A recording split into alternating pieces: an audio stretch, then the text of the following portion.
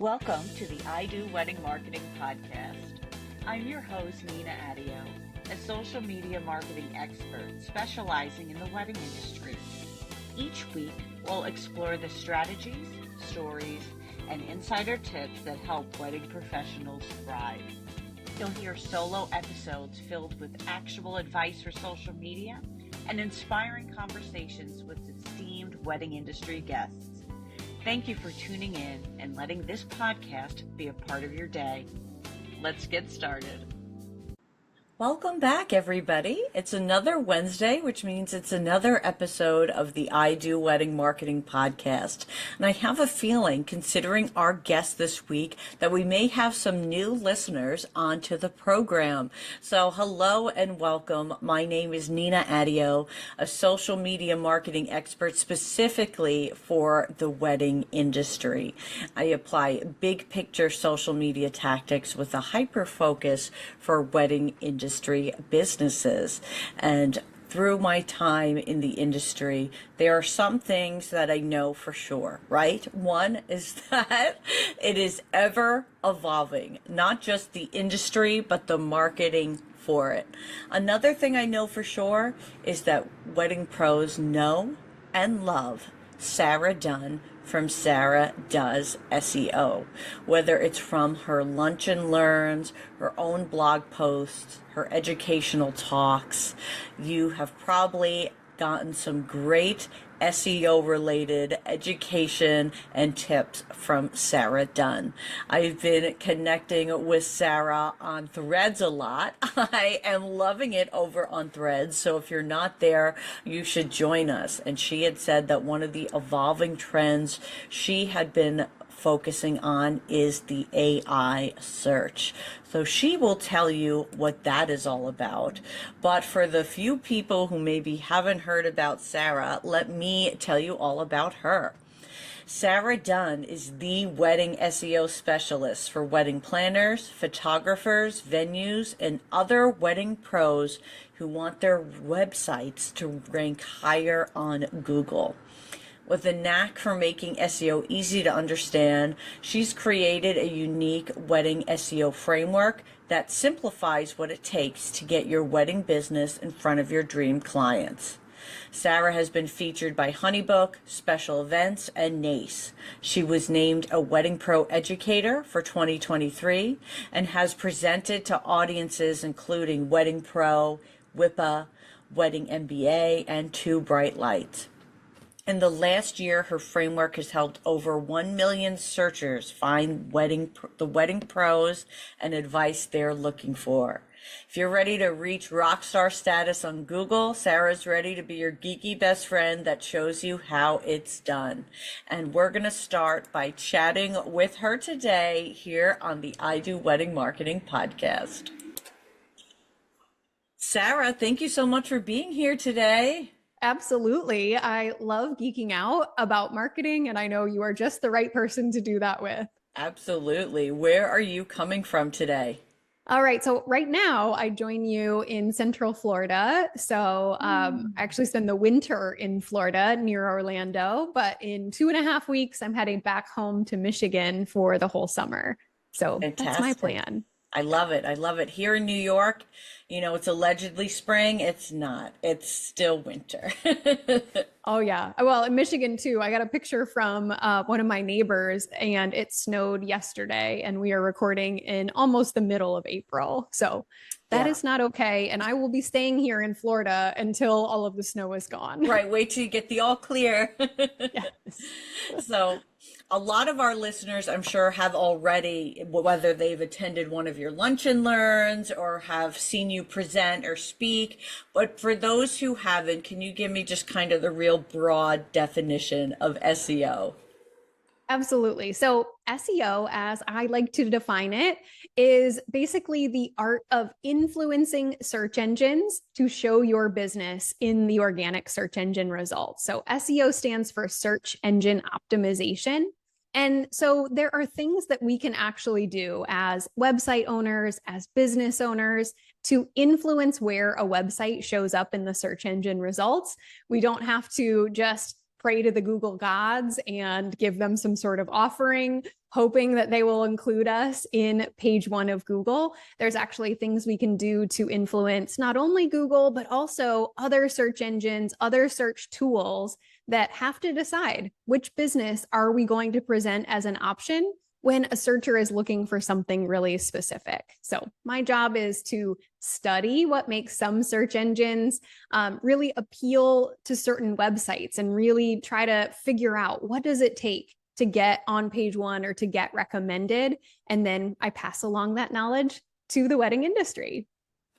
You mentioned the Google gods, and all I could picture is like a New Yorker style cartoon of a wedding pro being like, I offer you 10 blog posts, please. That's so good. You should have an AI tool make that cartoon for this episode. I love it. The perfect segue, because now something kind of like a wrench in the plan, right? If you were coming up top on Google because of ads or because of your great SEO, there's something else coming up on top of Google right now. Could you talk about that? Yes. So there is a big shift right now toward the world finding more answers through AI, whether that's in separate tools like ChatGPT or Perplexity or Claude, or even Google's own AI overviews that are being brought into a lot of search engine results. So for anyone listening, if you've searched on Google and you put something into the box like when to send my wedding invitations, instead of just getting a list of blue links that you can go click on, Google is now generating a basic summary or answer to questions like that. And this doesn't show up on every single search. We actually don't see it a lot in searches specifically for wedding services, like wedding photographer or wedding planner, those kind of searches. It's much more common on an informational type search where there's a fact-based answer. So it really is this new frontier in SEO. It's this new thing we have to think about as business owners who really want people to come to our websites, because a lot of questions now are getting answered right in the search results instead of bringing people to a website and having them read through it. If you are somebody who Googles your symptoms, your medical symptoms, you have seen AI search, because that's where I keep seeing it. Or be like, why do I sleep all day? And it'll be, yes, here are a few options. So knowing that this is something evolving, how much control do we have of influencing AI search results? Yeah, I think this is something that we can all take a look at.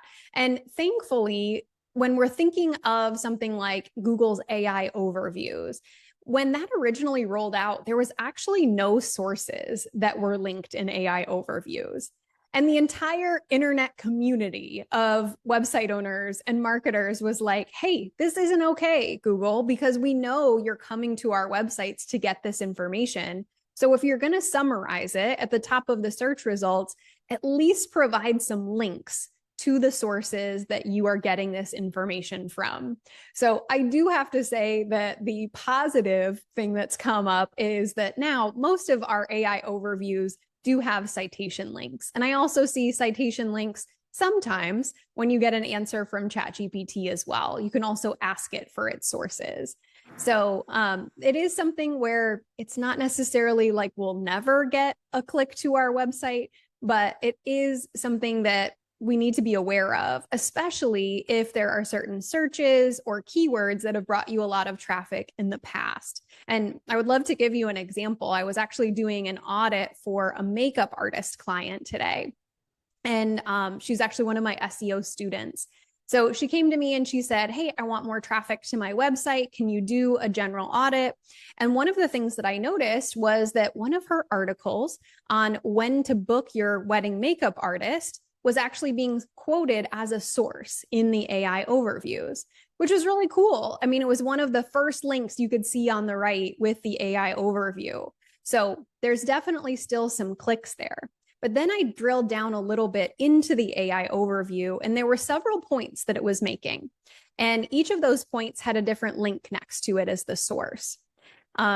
something was like, when to book your makeup trial was one of the additional details it was bringing in. And she hadn't addressed that question in her article. So someone else's article was sourced in that section. So I said, you can actually read what's here and adjust the content you've created to make sure you're covering all the things that the AI overview is looking for and wants to present to the searcher.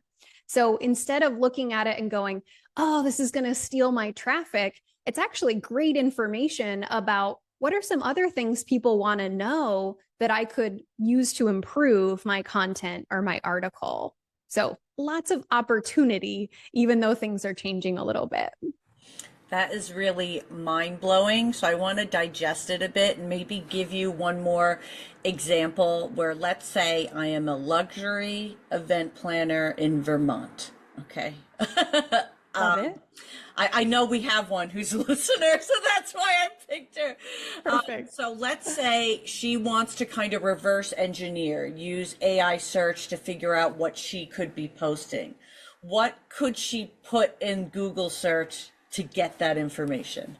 Yeah, so I think it's a really good idea to go to Google and type in your location plus the word wedding. And then there's a few things you can take a look at. Google's going to give you some clues about what people are interested in. So even before the AI overview comes up, you can look at Google autocomplete. If you put in Vermont wedding, what else gets kind of suggested as the question that you possibly have? It's probably going to say something like Vermont wedding venues, Vermont wedding photographers, and all these other options. So these are things that people are searching for. You could potentially have content on those topics on your website.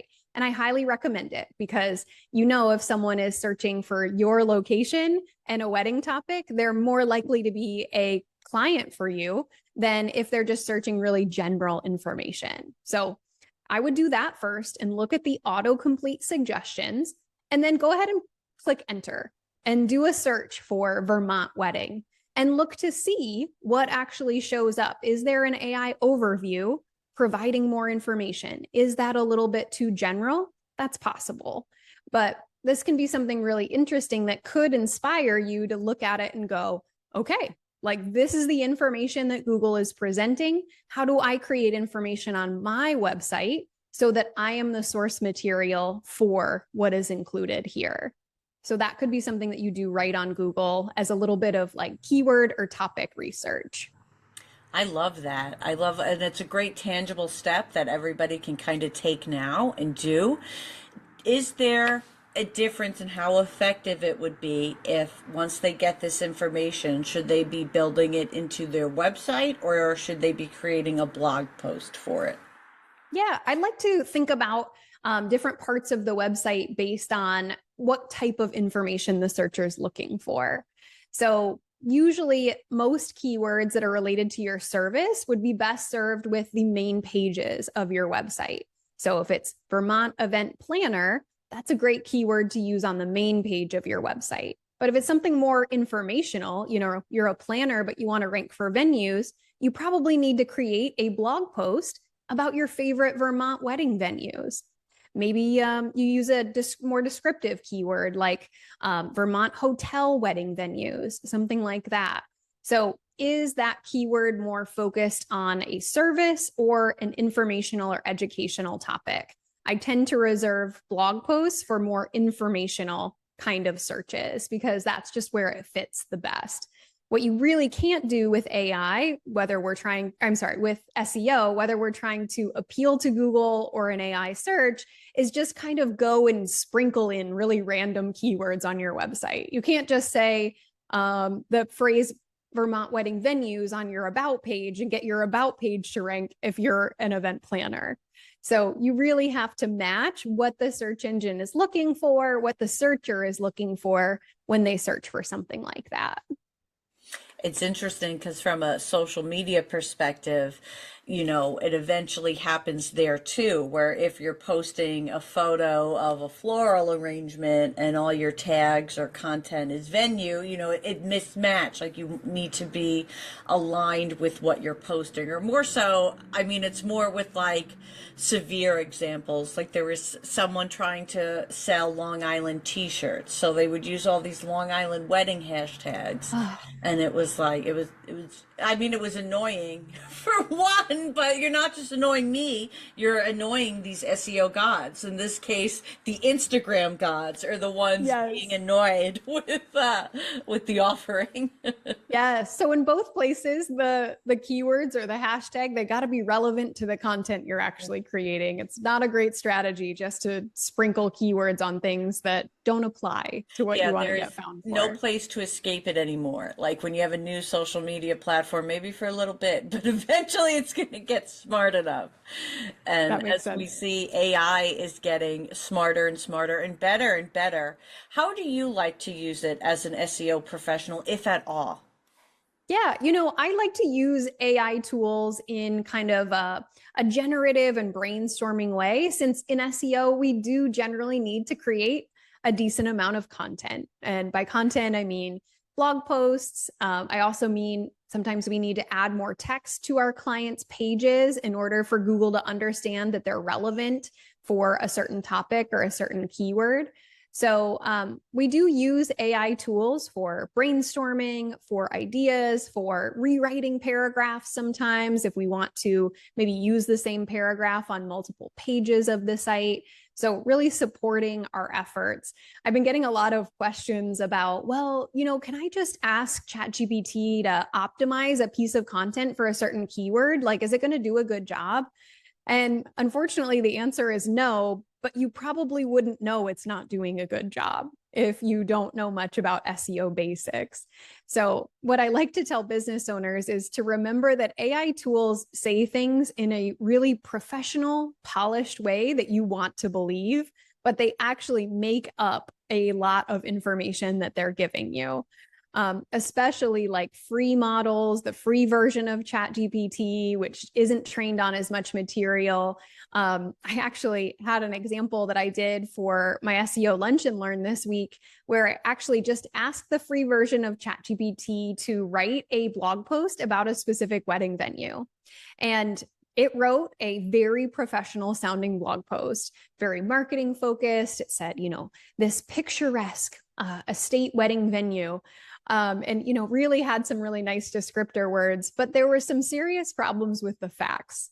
It actually said that the venue was located in Ohio when the real venue I asked about is located in Michigan. And we checked. The attendees live on the chat were like, let's see if there's another venue in Ohio with the same name. There's not.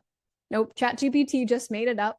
It also talked about wedding ceremonies by a pond. Wedding location, there's no pond at this venue. And then it said receptions are held in the indoor grand ballroom. There's no ballroom. So you have to be so careful with any of these tools in trusting too much what they're saying, because a lot of them have just been trained on what things should sound like, what is the right output, and what is the voice and tone. They're not necessarily trained on the facts of the topic you're asking them about. And that applies to a specific wedding venue, but it also applies to SEO best practices. You don't know how the tool has been trained when you just say, optimize this content for this keyword, or, hey, ChatGPT, like, give me some keyword ideas. We've had a couple clients now that have come to us with a list of keyword ideas. I'm like, where did these come from? And they're like, oh, this is what ChatGPT suggested I use. And totally fine. I totally understand that it's giving you things that feel relevant. Unfortunately, it's not actually based in any data. So when it's giving you long 6-word keywords that are really descriptive, when we run those through our SEO tools, we find those are not things that people are actually searching for. So you have to be so careful in using these tools and letting them replace you having actual knowledge on the topic. Do you find the same when it comes to Instagram captions and hashtags and some of those other things? Yes, you have to be really involved with it if you're when using it, right? So I have to really give it a lot of grooming on the social media client's information, because once again, they'll talk about a body of water that doesn't exist, so I have to train it. They have this pond, they have this, and then once it remembers it, it can get a lot better, but it still requires the follow-up, or saying make it sound more editorial. Sometimes it needs to sound more casual. So it can work much better for captions than with longer form items, because when I will tell it to, and I think you gave such a great example, like to see how factual ChatGPT is, ask it to do something you know about.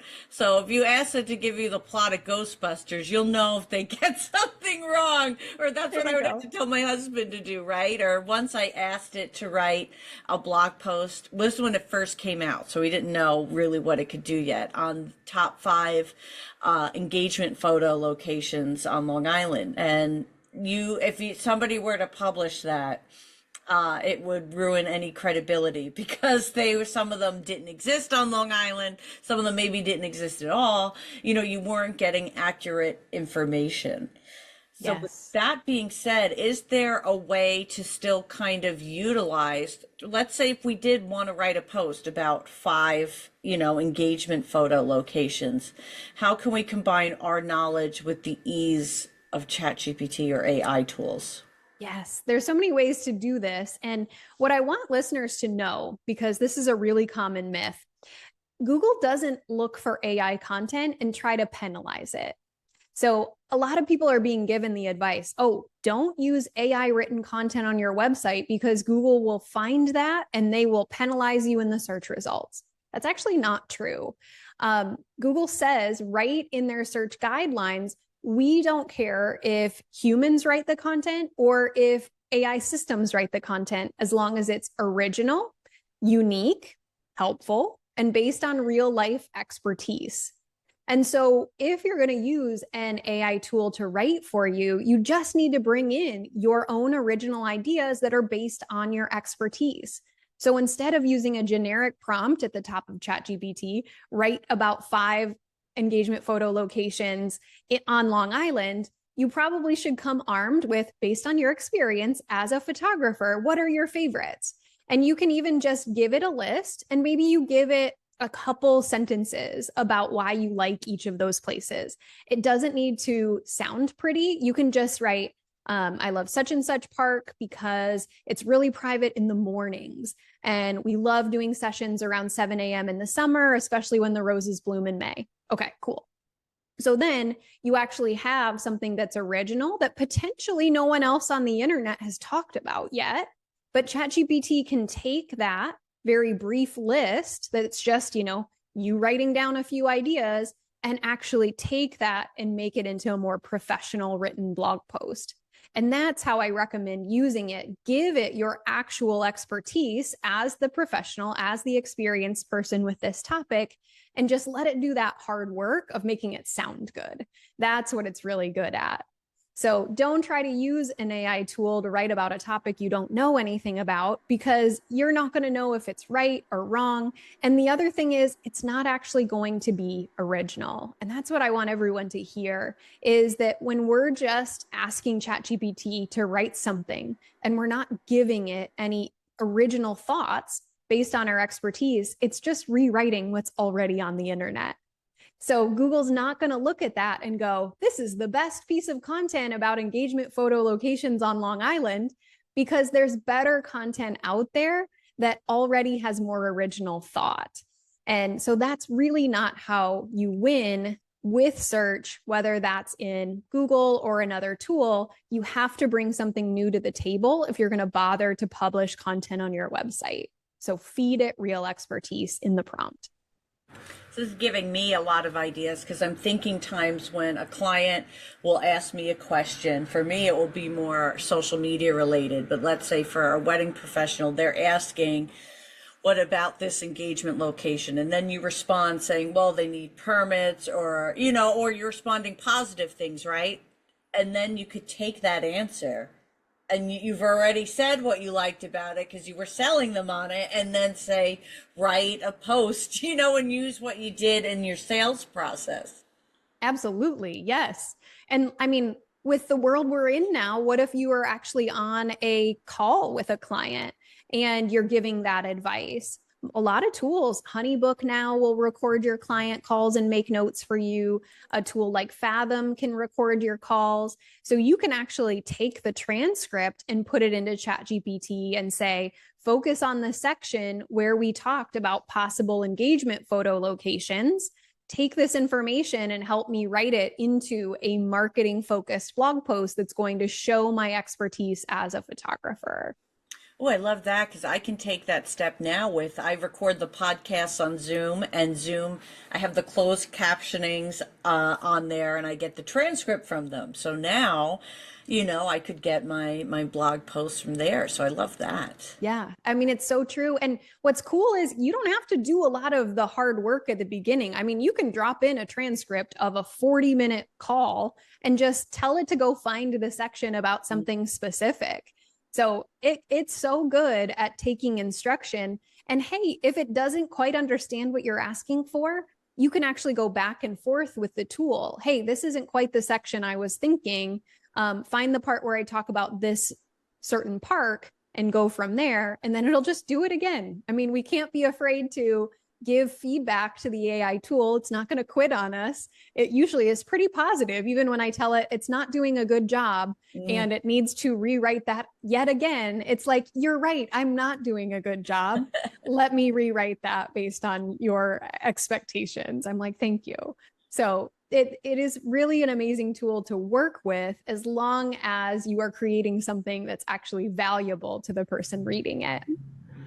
Is there more that we can be doing now to assist us in appearing in AI searches, whether through the Google search or ChatGPT, Claude, etc.? Yeah, I'm so glad that you asked this because this is kind of like a different frontier for business owners when it comes to AI. The actual idea of not just using a tool like ChatGPT or Claude to create content for you, but realizing that engaged couples are actually using these tools to get some of their recommendations and their ideas for different venues and vendors. So I want you to put on your engaged person hat now and think about that it would be pretty cool to be able to go to ChatGPT and say, hey, I'm looking for a wedding venue that has a capacity for 150 guests where I can have an outdoor ceremony and an indoor reception. The wedding's going to be in July, so we need air conditioning, and really give it a lot of details and have the tool make some strong recommendations. Now, I've been doing a lot of test searches like this, and I can say the results right now aren't that great, but I do think these models are always improving, and that's a future that we're moving towards. These kind of really detailed searches that engaged couples are doing to try to help them weed out all of the options that they are presented. And so as business owners, it is something that we can consider trying to optimize for to actually get recommended when someone is doing a search like this. In the past few weeks, I've gotten a couple screenshots from my SEO clients and students where they've said, I just booked a client who found me on ChatGPT, or I just had a consultation call and the bride or groom said they found me on ChatGPT. So it's really happening and it's pretty crazy. And there are some things you can do. So what I want everyone to know is that a lot of the same SEO best practices that we've already used are really important to ChatGPT and other tools as well. So a few things to think about is that these tools need to be able to figure out what you do and where you serve your clients. So I still recommend a strong keyword strategy where you use a location-focused keyword like Vermont event planner was the one we talked about earlier. Location plus service. Make sure to describe your business that way and use that phrase in your homepage, in the SEO title, in the description of your business. We've seen that well-optimized websites for traditional SEO tend to also get recommended in AI tools. The other thing to think about is how are you describing your business on other websites? I know busy business owners sometimes have trouble keeping their listings up to date, but AI tools are using a lot of other websites as source material. If someone's looking for the best wedding photographer on Long Island, there's a lot of sources that are being used that are actually other websites or lists of the best wedding photographers in Long Island. So it's important to make sure that you're represented off of your own website and that your business is described accurately on other websites. What do you do and where are you located? What makes you special? Really going in detail with that text. Does that make sense? It does. It does. And you gave us a lot of great tangibles. But if we could kind of just give one takeaway, like what's one thing somebody could do as soon as they finish this episode? Yeah. So to go and edit your website, I want you to think about the number one thing you want to get found for. Again, it's usually your location plus service and making sure you're using that keyword on the home page of your website. So that is so influential to Google, so influential in AI search. So that is the one change I would make to your website or your marketing if you do want to show up. Make sure you're using the exact keyword that you want to get found for.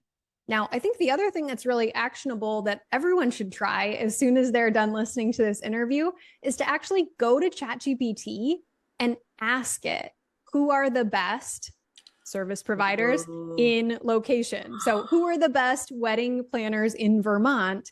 And see what it says. See if you're recommended. See if you're included on the list. And what's really cool about AI tools is that in a way we've never been able to do with Google before, you can actually ask the tool, if you're not included, hey, why didn't you include Sarah Dunn events in this recap? And it will tell you why.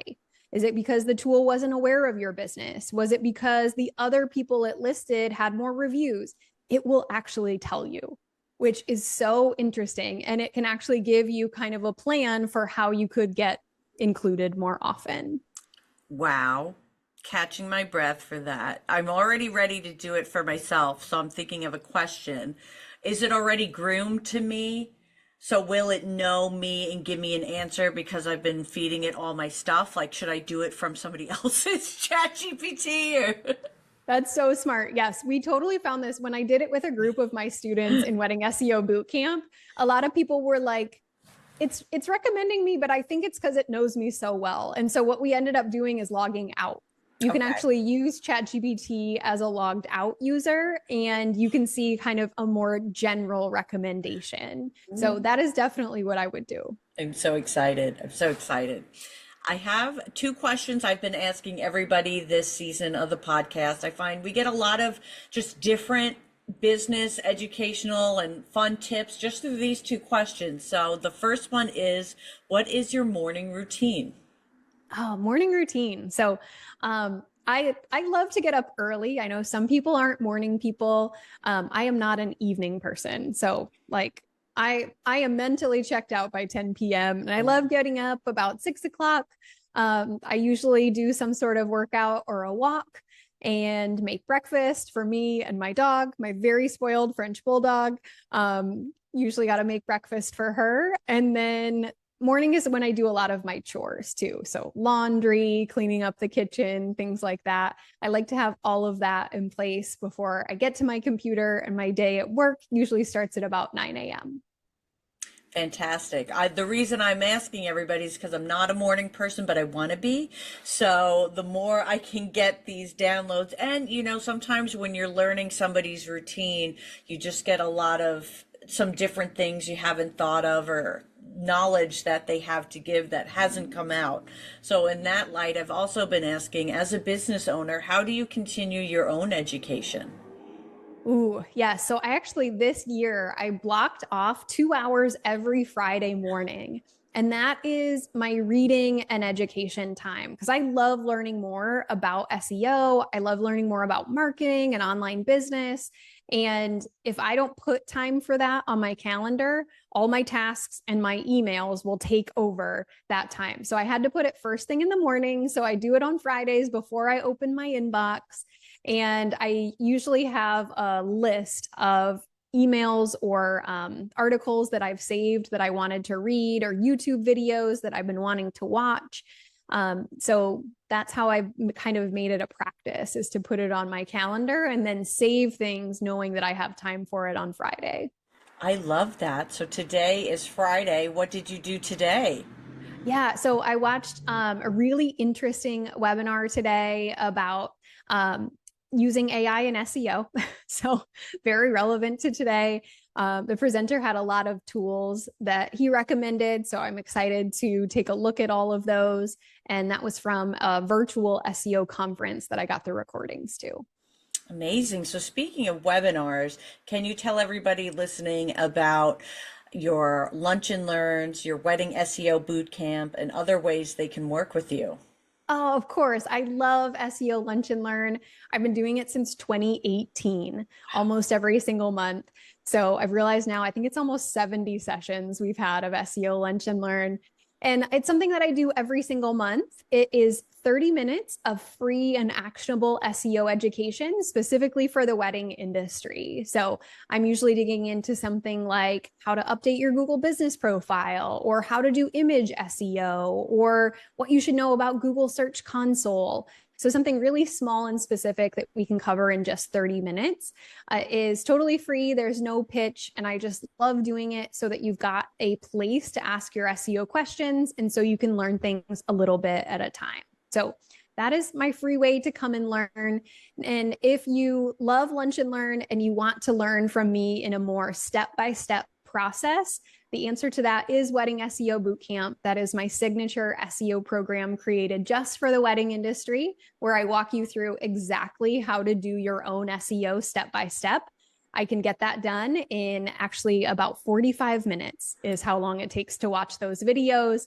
It is a very straight to the point SEO course, not a huge overwhelm, learn everything I know. It is like, how do I get you from not optimized to optimized as quickly as possible?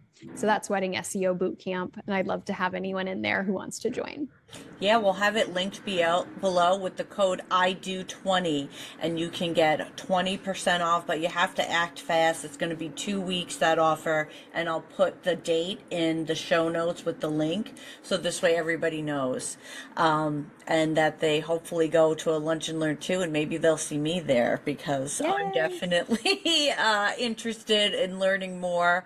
I mentioned at the top of the show that we've chatted, or kind of just, well, I've just given you little like jokes through your threads on Threads, but where can people find you on Threads and social media? Yeah, so almost everywhere I'm at Sarah Does SEO. So Instagram, Threads, TikTok. If you're TikToking, you'll find me at Sarah Does SEO, which, fun fact, is not my name. I had to tell her, the Italian in me was like, oh, Sarah Diosio. Yeah, I know. You see a handle and it's hard to know where the words start and stop, but Sarah Does SEO is where you'll find me. And I try to be fairly active on all those places. It could be an alter ego, that maybe one day we kind of we'll give you the Long Island makeover. You'll come on as Sarah Diosio, and it will be a blast. It'll be a lot of fun. Oh my gosh, I'm ready for my training and my lessons on how to be more Long Island and less Michigan. So yes, I will take that from you, Nina. Sarah, thank you so much for being here, for your knowledge, your bright personality, and your sense of humor. This was so fun. Thank you, Nina. It was great to get to chat with you.